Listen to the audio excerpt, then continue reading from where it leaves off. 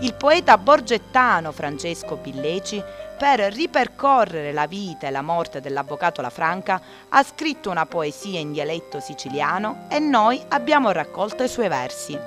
L'avvocato.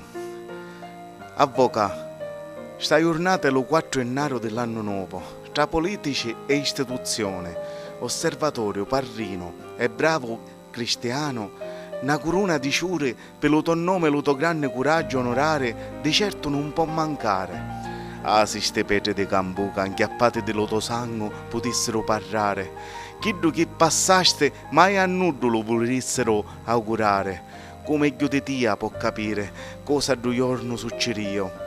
Era in pensione, dopo tanti anni di travagliare, alla campagna ti volevi dedicare e la terra di Cambuca volevi coltivare. L'avvocato Lafranca le veddane lo chiamavano, un bravo cristiano, che le cose torte non poteva sopportare e contro le sopracchiarie presto cominciava a lottare. Le mafiose lo terreno per 4 soldi ci volevano rubare e le vacche vedette nella sua terra ci volevano avviare. Guarda non m'avete a minacciare, Iddo ripetia. I divini dentro me terreno alle mafiose ci diceva. Io non mi scanto come lavo te veddane, Iddo ci rispondia. Ma le mafiose lo continuavano a minacciare e anche se Iddo li io a denunciare, lo 4 gennaio del 97 vicino a Dicagliato qua sua macchina lo fermarono. E dopo che lo fecero scendere, due corpi nella faccia ci spararono e come un povero Cristo lo ammazzarono. E mentre lo sindaco di Tanno la fiaccolata preparava e tanti cristiani che sappiano non parlavano, a giustizia le mafiose cominciavano a incagliare.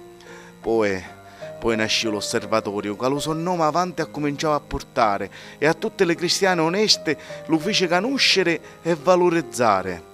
Oggi sono tante le cristiane che a Cambuca lo venne a trovare e se qualcuno chiude l'occhio la presenza di Dio nell'aria può respirare. Un avvocato che si voleva ribellare e lo muro d'omertà voleva sderrubare. Giuseppe Lafranca, una vittima di mafia che nudo di nuovo può scordare.